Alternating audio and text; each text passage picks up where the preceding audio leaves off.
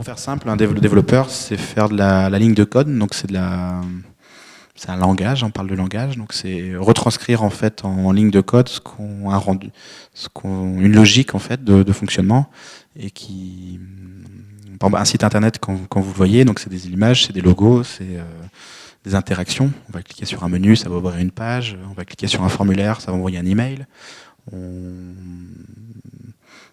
Enfin, voilà, c'est des exemples comme ça. Donc en fait, c'est retranscrit en langage de programmation. Et donc il y a toute une logique pas mathématique, mais une logique de fonctionnement qu'il faut connaître. Et c'est pour ça qu'on dit qu'il n'y a pas un métier, entre guillemets, enfin si, il y a un métier, mais il y a tellement de langage, il y a tellement de spécificités, qu'en fait, c'est sous-développé en plein de métiers. On va parler, par exemple, celui qui va faire le lien, ce qui était moins le cas il y a 10 ans, justement. Avant, c'était le seul qui faisait quasiment tout. Mais maintenant, on est obligé de cloisonner tellement il y a de choses. Et par exemple, celui qui fait le lien entre le graphiste et, on va dire, celui qui s'occupe de la mise en page. Pas forcément tout ce qui va être le logiciel derrière, mais vraiment la mise en page. Et on appelle ça l'intégrateur. Donc c'est quelqu'un qui va connaître Photoshop, par exemple, qui va être donc le Photoshop, logiciel d'image, hein. Donc il va récupérer des maquettes graphiques, qui va les découper avec Photoshop. Donc je vais découper chaque image, et du coup qui va faire l'intégration. Donc c'est juste récupérer les images et les mettre au format web, format HTML, on appelle ça.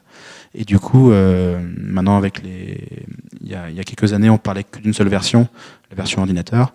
Mais maintenant, on parle de version mobile, de version tablette, même d'écran télé. Enfin, il doit pouvoir s'adapter à toutes les résolutions, quoi. Ça, c'est un exemple de métier. Et maintenant, c'est devenu tellement complexe avec justement tous les supports qui existent que c'est devenu un métier à part entière. Il y a des gens, moi j'ai des intégrateurs, ils ne font que ça. Et ils font ça au kilomètre, entre guillemets. Ils récupèrent j'exagère, c'est pas les kilomètres, mais ils récupèrent les graphismes et donc du coup font la mise en page. Et après, il va donner ces pages intégrées, on appelle ça, ces pages web, à un développeur plus technique, qui lui, c'est un Photoshop, il ne connaît pas par définition, c'est un bourrin de lignes de code. On les reconnaît d'ailleurs, hein, parce que le graphisme et eux, c'est dès qu'on demande des fois des petites modifs, faut repasser derrière, parce que non, la mise en page là, faut la refaire. Donc là, c'est du brut de décroufage. Et là-dedans, c'est pareil, c'est cloisonné en plein de métiers, entre guillemets, puisqu'il y a autant de langages qu'il y a de supports, quasiment. Donc il y a, on va dire, 3 grandes familles que je vois en développeur. Il y a le développeur, oui, encore il y en a plus que ça, mais il y a le développeur web qui...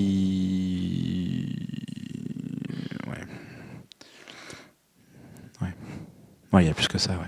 Parce qu'en fait, même rien que dans le web, déjà, parce qu'en gros, les familles, c'est web, application, mobile. En fait, chaque langage est différent. Donc, par exemple, le développeur, pour développer une application Android, c'est un langage. Mais un langage qui est assez technique, c'est du Java. C'est un langage assez technique. Donc, souvent, c'est un développeur, il ne fait quasiment qu'il est spécialisé, on va dire, dans ce langage-là. On va avoir un autre type de développeur mobile, par exemple, qui est le développeur iOS, donc développeur pour iPhone.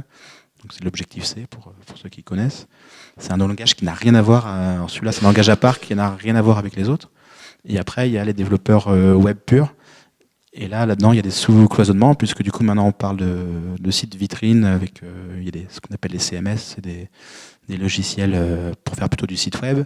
Il y a des développeurs pour faire plutôt de l'application web. Donc là, c'est encore d'autres... le langage peut être le même, mais il faut être plus carré, plus technicien pour le faire. Puis après, il y a encore d'autres subtilités, mais on va dire c'est et même développeurs e-commerce aussi, parce que les logiciels e-commerce sont des logiciels à part entière aussi, qu'il faut aussi bien connaître. Donc voilà, ça fait, rien que dans le développement déjà, et sans rentrer encore dans tous les détails, mais ça fait déjà 5-6 profils de développeurs déjà au quotidien, quoi, qui sont émergés assez... avant, en fait, comment j'ai commencé le développement, je faisais de l'intégration. Et encore, on parlait même pas trop d'intégration, c'était un peu assez mélangé. Mais je faisais l'intégration, je faisais le développement, aussi bien les sites vitrines, l'e-commerce, l'application web. Mais à un moment donné, chaque logiciel spécialise, faut être bon, faut être super bon. Je faisais même de l'administration serveur à l'époque. Puis à un moment donné, c'est devenu tellement complexe. Et donc du coup, chacun maintenant a plutôt vocation à se spécialiser dans un domaine et foncer dessus, quoi. Non, c'est ce que j'expliquais avant, oui, mais comme on a, il y a eu l'explosion de tous les métiers là, et c'était compliqué c'est compliqué hein, d'avoir autant de profils. Pareil, on a un administrateur serveur aussi. Moi, à l'époque, c'était le pauvre développeur qui devait tout faire. Et par exemple, quelque chose aussi qui a apparu ces dernières années, et c'est un métier à mon avis qui a de l'avenir aussi là-dedans, c'est tout ce qui est sécurité serveur. Avant, il y avait le serveur était sécurisé, mais voilà, rien, assez classiquement, on va dire. Maintenant, il y a des piratages, il y en a, mais tous les jours, des tentatives de piratage en tout cas. Alors c'est pas des pirates qui sont derrière nous en train de nous cibler. Je vais attaquer telle entreprise, je vais lui pomper son site ou je vais m'introduire dedans. Mais c'est des robots en fait qui scannent le web. Donc c'est des milliers de robots qui scannent le web à la recherche de sites qui ont des failles de sécurité, enfin de sites ou de serveurs, et du coup qui arrivent à exploiter en fait une de ces failles et à y glisser des petits fichiers malveillants. Et le vrai piratage, entre guillemets, on le voit pas. C'est fini, entre guillemets, le site où on a une tête de mort sur le... On en a vu, hein, mais où on a une tête de mort pour d'effacer le site. Parce que c'est stupide et puis c'est remis enfin, c'est stupide en fait. Mais souvent, les pirates, ils viennent introduire des petits fichiers malveillants qui, par exemple, vont envoyer des tonnes de spam. C'est tous les spams qu'on leur reçoit, c'est jamais eux-mêmes qui les envoient. Ils s'introduisent sur des serveurs zombies, on appelle ça, et qui, sans le savoir, polluent le web. Où on parle de phishing aussi. Je ne sais pas si vous avez entendu parler de ça. C'est une technique à la mode. Pas plus tard que ce matin, j'en ai reçu un d'une cliente qui a failli se faire avoir. Il a reçu une facture, un email au nom d'OVH. OVH, c'est l'opérateur en fait où on gère les noms de domaine, en disant qu'il fallait régler une petite facture d'1 € parce qu'il y avait un reliquat, je sais plus quoi. Mais c'était bien fait, hein, c'était une mise en page qui était bien faite. Ça paraissait comme étant un vrai mail. Donc elle, naïvement, beaucoup de personnes seraient fait avoir, mais auraient cliqué sur le lien et arrivé sur une page web qui, en apparence, ressemblait vraiment à la page officielle d'OVH, donc de l'opérateur, où on demandait du coup de renseigner les numéros de carte bancaire, les informations, pour pouvoir payer les 1 € qui restaient, quoi. Donc elle m'a envoyé le mail parce qu'elle trouvait ça bizarre. Et je dis stop, parce que moi je suis un peu plus averti entre guillemets. J'ai vu que l'adresse, l'URL n'était pas la bonne. Enfin, il y a des moyens quand on est un peu plus averti avant que je me fasse avoir, faut y aller, mais j'ai un œil peut-être plus averti que la moyenne. Elle aurait pu se faire avoir, et voilà. Et en fait, c'est pas le pirate qui va héberger sa page là, parce que sinon on le retrouve facilement, et puis c'est facile de le coffrer. Ils squattent entre guillemets des serveurs, des sites, et c'est leur site en fait qui héberge ces pages là. Et eux, ils sont cachés dans des pays avec, enfin voilà, avant de les retomber, les remonter, faut y aller, quoi. Voilà des exemples. Et pourquoi je parlais de ça, c'est que oui, au niveau de la sécurité, donc ça s'est accru, des attaques. On a des pare-feux, mais c'est des milliers, hein, je ne plaisante pas, des milliers d'attaques par jour qu'on bloque sur l'ensemble de nos sites, de nos serveurs. Et donc tout ça, il faut avoir des serveurs à jour, il faut avoir des outils à jour. Donc il y a quelques années de ça, on mettait à jour une fois tous les 2 ans et on était tranquille, quoi. Enfin, j'exagère, mais il y a encore. Maintenant, mais c'est impossible.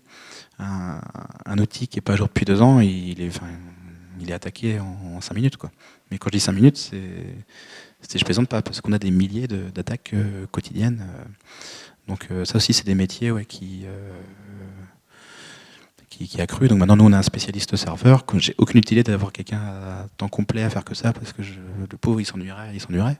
Mais du coup, il travaille pour d'autres sociétés comme ça, en fait. Et moi, par contre, j'ai une pointure dedans. Dès qu'on a quelque chose à faire, on l'appelle, il intervient. Et on a une urgence, on a quoi que ce soit, c'est lui qui intervient. C'est notre référent, c'est notre expert serveur. Mais voilà. Donc ça aussi, c'est un métier sur lequel qui est en train d'émerger, puisque c'est un vrai enjeu qu'on n'avait pas forcément identifié il y a quelques années, quoi. Et on est qu'au début des attaques, parce qu'elles sont de plus en plus virulentes, les pirates sont de plus en plus forts, tous les outils qui émergent de partout lèvent des failles. Donc voilà, c'est un autre exemple aussi c'est pas un développeur à part entière, mais il est très étroitement lié du coup, puisque pour faire l'administration serveur, c'est la ligne de code aussi. Oui, il faut écrire des scripts serveurs, donc c'est comme du langage de code, de l'informatique pure et dure.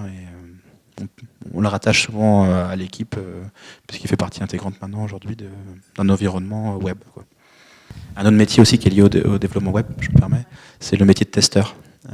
Ça aussi, nous on se demande d'ailleurs si... Enfin, on avait bossé avec un testeur il y a quelques temps, mais bon, il est parti vers d'autres voies. Et on se demande même si on ne va pas aussi faire appel bientôt à intégrer dans l'équipe un testeur également.